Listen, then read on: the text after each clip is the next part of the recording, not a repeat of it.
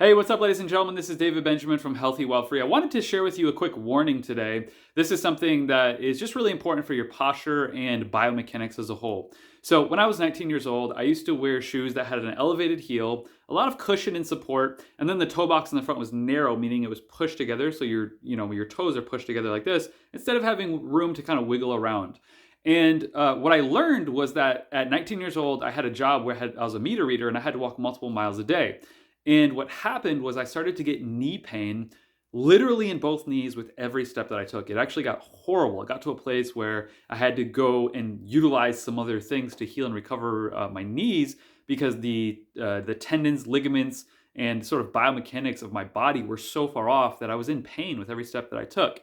And the reason I share this story with you is because Hoka shoes are quite literally one of the worst pairs of shoes that you can possibly wear for your posture and biomechanics. Why is that? Well, there's a few reasons. First and foremost, it doesn't matter whether you have flat feet or not. Your feet are made to walk on ground as they are. So the moment you put a shoe on or a cast, you are quite literally altering the movement patterns of your feet, ankles, and all the way up your kinetic chain through your knees, your hips, which is huge because oftentimes it affects hip posture, which then affects your lower back, even your neck. It affects posture, once again, the whole kinetic chain. So the problem with Hoka shoes is that Hoka shoes have an elevated heel, first and foremost, which what does that do? It pushes you forward like this. So when you are pushed forward, even slightly, you're leaning forward, it contributes to forward neck posture. Your head weighs a couple pounds. It's, elevating you forward, meaning it's pushing you forward. So that slight movement forward causes you to lean forward, meaning the weight of your body, the weight of your head, all these things is forward, and that creates a lack of tension, right? Or it creates more tension, but it stretches your back. So in regards to posture, we need to strengthen our back because when you strengthen a muscle, it tightens it. So because we have forward head posture in our society, because we're on phones, because we wear shoes that push our posture forward, we are loose in the back in terms of strengthening and tightness, and the front gets compressed and tight, right? I hope that makes sense.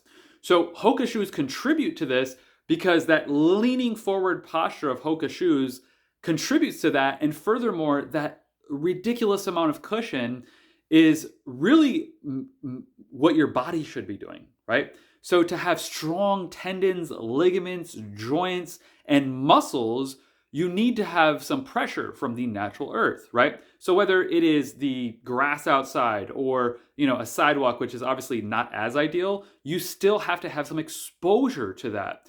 So the ideal form of shoe, the ideal function of a shoe is to mimic barefoot walking. And the reason for that is because this allows your body to be in its natural state, and it allows your ankles and your feet to be postured as the way your body was intended to be. So this looks like a shoe that has no heel elevation, a flat sole, meaning it's completely flat with the earth. So whether you have, once again, arches or not, it doesn't matter because you're mimicking what you would walk on, the earth. And then it has a wider toe box. And Hoka shoes do the opposite of both of these things. Hoka shoes are made for comfort and for people that are essentially in a place where they only value comfort. And the problem with that is when you start to value comfort more than posture and strength and function, you're actually contributing to the atrophy of your muscles, and you're contributing to the atrophy of your body because you're relying on that shoe and that cushion and that fabricated environment to create a condition where your heel is elevated, it kind of pushes you forward and walking feels easy and fun and light.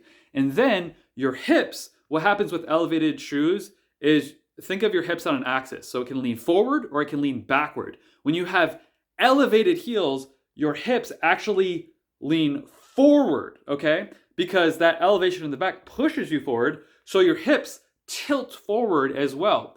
This is called an anterior pelvic tilt. And this contributes to lower back pain, tightness, tension, and all sorts of problems in your posture, which will eventually lead to pain and tension, ongoing chiropractic appointments, and so much more. I don't go to the chiropractor because I wear barefoot minimalist shoes and I do exercises that enhance my posture. So I wear shoes from a company called Xero Shoes. That's Xero, Xero Shoes. And as you can see, they're completely flat shoes. the toe box in the front is wide and it mimics barefoot walking. Now, if you are wearing Hoka shoes currently, it does take time to transition to barefoot minimalist shoes, but I would get a pair of these shoes just to begin to transition to barefoot minimalist shoes and start to do exercises that rejuvenate your posture, such as foundation training. I'll link a video of that up below, but start to do these exercises that rejuvenate your posture, do some ankle mobility things and do some things that rejuvenate your posture. That way you can gain strength in your knees, your ankles, strength, flexibility, mobility. Those are the 3 things that you want. And if you do these 3 things, wearing barefoot minimalist shoes are great because you're actually strengthening your ankle. When I was younger and I wore elevated heel shoes, Nike, different brands, I would sprain my ankle every once in a while. I kid you not, I have not sprained my ankle and I still walk and I still run multiple times a week. I've not sprained my ankle one time in the last probably 15 years. And that's with walking, running. I literally run on nature trails where there's roots and things that could sprain my ankle. And I'm not saying it couldn't happen, but what I've learned is that my ankle strength and mobility and flexibility are so much better than they were when I was 16, 17, 18, 19, 20 years old, that now I'm in my mid 30s and technically I should be weaker, but really my ankles and my legs are stronger because I have shoes that allow that strength to develop. So I'd highly encourage you to do a little more research on this. I just wanted to share this video because I see so many people wearing Hoka shoes because they're comfortable, but really you should be wearing xero shoes, that's Xero, xero shoes, if you want to have strength, mobility, and flexibility. So anyways, that's it for this video. I just want to give you that warning. If you enjoyed this video, please subscribe to the Healthy Wild Free YouTube channel by clicking subscribe below. Leave a like, leave a comment, share this with your friends and family. And I'll be making more videos in the future about posture, health, wellness, and so much more. Have a great day. Cheers.